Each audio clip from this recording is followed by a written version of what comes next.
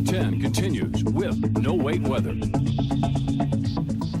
All right, we have cold air on the doorstep. It's not the Arctic stuff. Arctic air masses come from north of the Arctic Circle. Notice that here by the deep pinks and even the dark grayish tones up there. For us, we have a polar air mass. It's going to take the place of this milder air we've had the last day or so, for sure, over the weekend. It's going to be short-lived. It's going to be swept out of here, but then it will return as we head into the late week on Friday.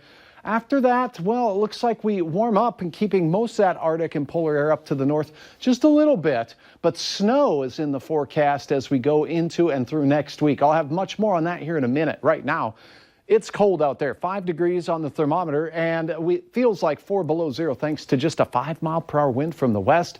Temperatures up in northeast North Dakota have been wobbling and bobbling around. 8 below last hour in Langdon, now 1 above, 4 below in Grand Forks, 2 below zero this hour in Thief River Falls.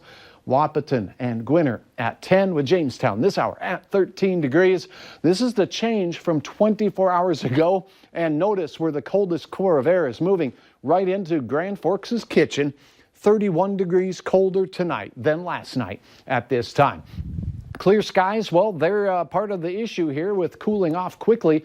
We did have a stream of cloud cover here in the Southern Valley through much of the day as the storm system exits to the southeast, taking the clouds with it. Another significant storm is brewing in the southern plains that's going to bring some measurable snow to places like Oklahoma City, not far from Dallas, and all the way up towards Tulsa and Missouri.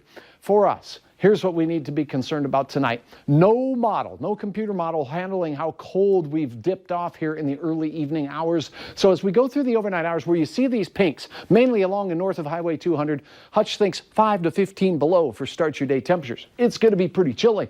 Down in the southern half of the viewing area, south of Highway 200, 5 below to 5 above. So all in all, it'll be clear. That'll allow the sun to shine in the morning. And we won't have a lot of wind, but it won't take much with those near zero or sub-zero temperatures to have wind chills at the bus stop near 20 to 25 below for some of you. Now, by the midday hour, temperatures warming up, but only modestly so. We'll see some teens in our southern and southwestern counties, but to the north and to the east, we'll stay in those single digits throughout the day.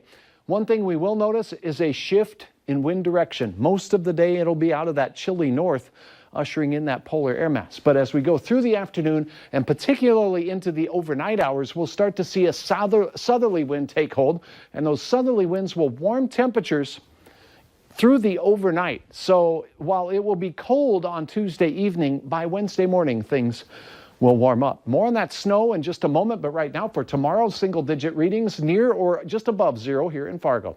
Sunshine aplenty. Light wind that will become southwesterly late. We're only going to peak in those teens, so it's going to be crisp. We'll fall off sharply in the early evening hours to near zero once again, but I do believe by Wednesday we start a rebound. Temperatures coolest in northwest Minnesota, single digits there, 10 Bemidji, 10 also in Fergus Falls. How about 15 for you in Jamestown?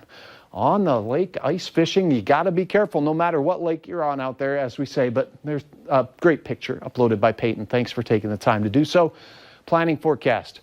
Warming up on Wednesday and into Wednesday. Then, as we close out the work week, there is a reasonable chance of some light, very light snow showers.